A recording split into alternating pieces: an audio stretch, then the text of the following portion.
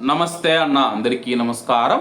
UAE పైన Iran ballistic క్షిపణులు, cruise క్షిపణులు, డ్రోన్లతో విరుచుకుపడడంతో అయితే ప్రస్తుతం యుఏఈలోని పలు విమానాశ్రయాలు మూసివేసినట్లు అధికారులు తెలియజేశారు. ఇరాన్ నుంచి ఎదురవుతూ ఉన్న క్షిపణి ముప్పుల నేపథ్యంలో యునైటెడ్ అరబ్ ఎమిరేట్స్, యుఏఈ దేశవ్యాప్తంగా విమాన సేవలకు తీవ్ర అంతరాయం ఏర్పడింది. భద్రతా కారణాల దృష్ట్యా పలు విమానాలను రద్దు చేయగా దేశంలోకి రావాల్సిన మరికొన్ని విమానాలను ఇతర ప్రాంతాలకు మళ్లించినట్లు అధికారిక వర్గాలు వెల్లడించాయి. యుఏఈ రక్షణ మంత్రిత్వ శాఖ తెలిపిన వివరాల ప్రకారం దేశం వైపు దూసుకు వస్తూ ఉన్న 4 క్రూయిజ్ క్షిపణులను రాడార్ వ్యవస్థలు గుర్తించాయి.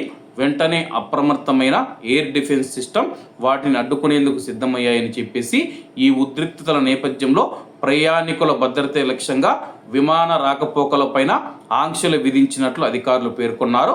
గతంలో కూడా ప్రాంతీయ దాడులు జరిగిన సమయంలో విమాన భద్రత దృష్ట్యా ఇలాంటి చర్యలు తీసుకున్నట్లు విమానయాన రక్షణ సంస్థలు గుర్తు చేశాయి.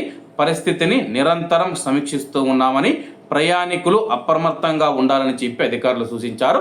ప్రస్తుతానికి యుఏఈ మీద ఇరాన్ మళ్లీ దాడి చేయడంతో అయితే తాత్కాలికంగా అంతర్జాతీయ విమానాశ్రయాలు దుబాయ్ కావచ్చు, అబుదాబి కావచ్చు, ఇతర అంతర్జాతీయ విమానాశ్రయాలు ఏవైతే ఉన్నాయో వాటిని తాత్కాలికంగా మూసివేస్తూ ఉన్నామని చెప్పి ప్రయాణికుల భద్రత రక్షణను దృష్టిలో ఉంచుకుని ఈ నిర్ణయం తీసుకున్నామని చెప్పేసి యుఏఈ రక్షణ మంత్రిత్వ శాఖ ప్రకటించింది.